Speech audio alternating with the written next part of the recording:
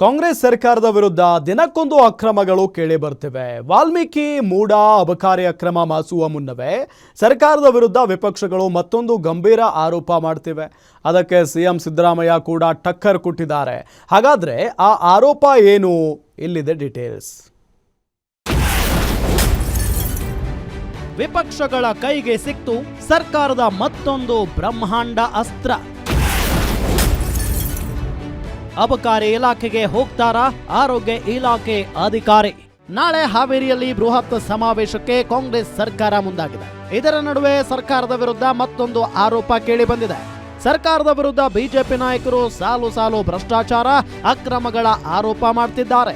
ಅಲ್ಲದೆ ಕಳೆದ ಅಧಿವೇಶನದಲ್ಲಿ ಅಬಕಾರಿ ಇಲಾಖೆ ಭ್ರಷ್ಟಾಚಾರ ಮುಂದಿಟ್ಟುಕೊಂಡು ತಿಮ್ಮಾಪುರ ರಾಜೀನಾಮೆಗೆ ಪಟ್ಟು ಹಿಡಿದಿದ್ರು. ಈಗ ಅದೇ ಅಬಕಾರಿ ಇಲಾಖೆಯಲ್ಲಿ ಸಿದ್ದರಾಮಯ್ಯ ವಿರುದ್ಧ ಮತ್ತೊಂದು ಆರೋಪ ಕೇಳಿ ಬಂದಿದೆ. ನಿನ್ನೆಯಷ್ಟೇ ಆರೋಗ್ಯ ಇಲಾಖೆಯಲ್ಲಿ ಔಷಧಿ ಖರೀದಿಗೆ ಹಣ ಇಲ್ಲ ಅಂತ ಆರ್ ಅಶೋಕ್ ಆರೋಗ್ಯ ಇಲಾಖೆ ವಿರುದ್ಧ ಗುಡುಗಿದ್ರು. ಇಂದು ಅದೇ ಆರೋಗ್ಯ ಇಲಾಖೆ ವಿಚಾರ ಮತ್ತೆ ಮುನ್ನೆಲೆಗೆ ಬಂದಿದೆ.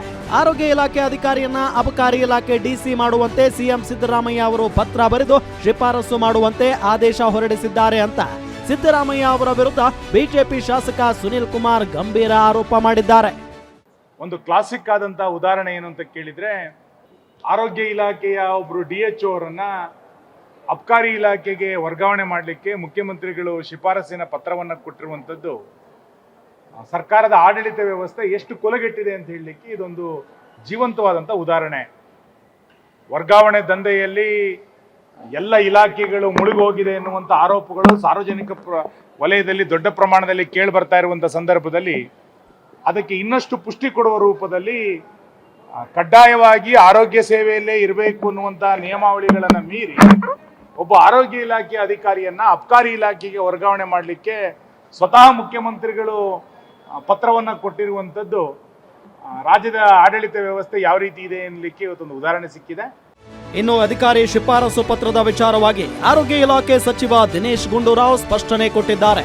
ಸಾಮಾಜಿಕ ಜಾಲತಾಣದಲ್ಲಿ ಹರಿದಾಡುತ್ತಿರುವ ಪತ್ರ ಅಧಿಕೃತ ಇಲ್ಲ ಮತ್ತು ನಮ್ಮ ಇಲಾಖೆಯಿಂದ ಮತ್ತೊಂದು ಇಲಾಖೆಗೆ ಹೋಗುವುದಕ್ಕೆ ಅವಕಾಶ ಇಲ್ಲ ಅಂತ ಹೇಳಿದ್ದಾರೆ. ಇನ್ನು ಈ ವಿಚಾರವಾಗಿ ಸಿಎಂ ಸಿದ್ದರಾಮಯ್ಯ ಅವರ ಟೀಮ್ ಕಾನೂನು ಮೊರೆ ಹೋಗಿದೆ.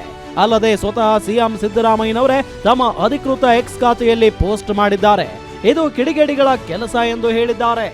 ನಮ್ಮ ಇಲಾಖೆಯಿಂದ ಇನ್ನೊಂದು ಇಲಾಖೆ ಹೋಗೋದಕ್ಕೆ ಅವಕಾಶನೂ ಕೂಡ ಇಲ್ಲ. ನಮ್ಮಲ್ಲಿ ನಮ್ಮ ವೈದ್ಯರನ್ನು ನಾವು ನಮ್ಮಲ್ಲಿ ಬೇರೆ ಇಲಾಖೆಗೆ ಹೋಗಿರ್ತಕ್ಕಂಥವರೆಲ್ಲ ನಾವು ವಾಪಸ್ಸು ತೊಗೊಂಡಿದ್ದೀವಿ.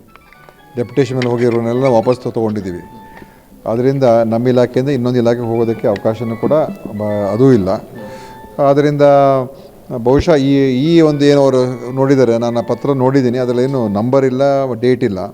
ಅದಕ್ಕೋಸ್ಕರ ಅದ್ರ ಬಗ್ಗೆ ನನಗೆ ಹೆಚ್ಚು ಮಾಹಿತಿ ಇಲ್ಲ. ಆದರೆ ನಮ್ಮ ಇಲಾಖೆಯಿಂದ ಬೇರೆ ಇಲಾಖೆಗೆ ಹೋಗೋದು ಭಾಳ ಕಷ್ಟದ ಕೆಲಸ.